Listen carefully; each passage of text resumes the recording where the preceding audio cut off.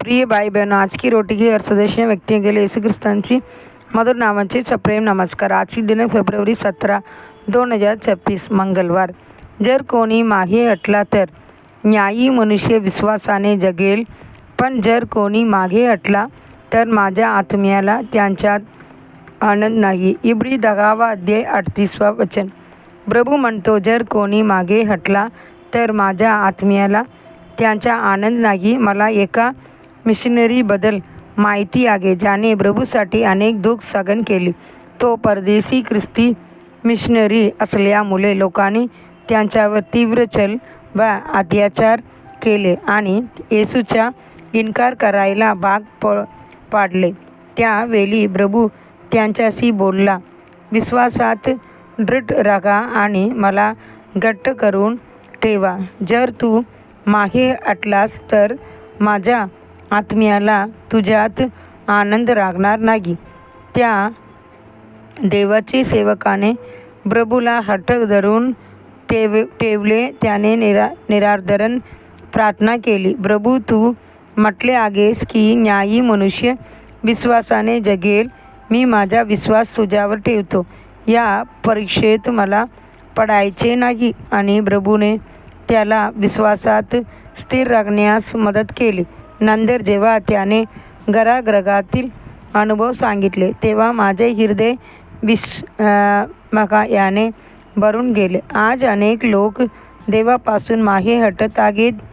जे ऐकले काली प्रभूसाठी तेजाने चमकत होते ते आज पडलेल्या अवस्थेत आढळतात. निराशाने त्याने माघार द्यायला लावले आहे. जो मागे हटतो त्यांच्याकडे बघून प्रभू दुःखाने म्हणतो, तरी माझ्याकडे तुझ्या विरुद्ध हे आहे की तू आपले पहिले प्रेम सोडले आहेस. म्हणून तू कुठून पडला आहेस ते आठवा, पश्चाताप कर आणि पहिली कृत्ये कर. नाही तर तू पश्चाताप केला नाहीस तर मी लवकर येऊन तुझ्या तिवट्या त्यांचे जागेवरून काढून टाकीन. प्रकटीकरण 2 अध्याय वचन 4 आणि 5. स्वतःची प्रामाणिक तपासणी करा. सुरुवातील जसे दैवी प्रेम होते तसे आजही आहे का? प्रभूची उपस्थिती जशी स्तुतीत तुम्ही आनंद मानत होता तसाच आनंद आजही आहे काय? रस्त्यावर सुरुवात सांगण्यात आणि आत्म्यापर्यंत पोचण्यात आजही तुम्हाला आनंद वाटतो काय?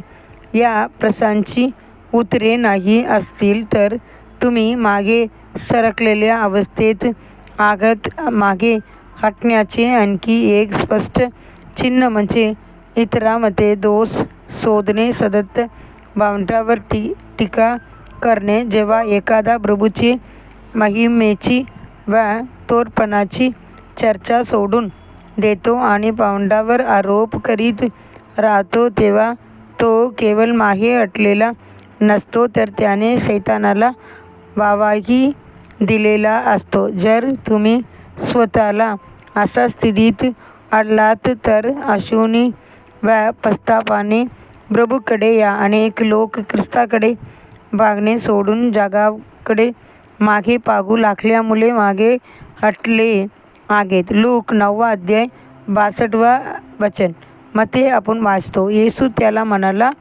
जो नगाराला हात घालून मागे पाहतो तो देवाचे राज्यास योग्य नाही.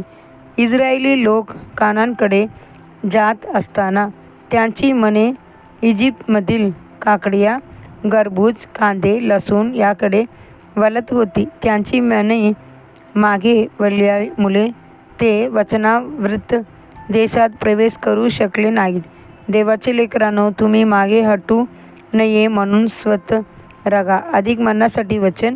हृदयाने मागे म्हटलेले मनुष्य आपल्या मार्गाने तृप्त होईल, पण चांगला मनुष्य वरून मिळणाऱ्या बल्याने तृप्त होईल. नीतिसूत्र 14 अध्याय 14 वचन.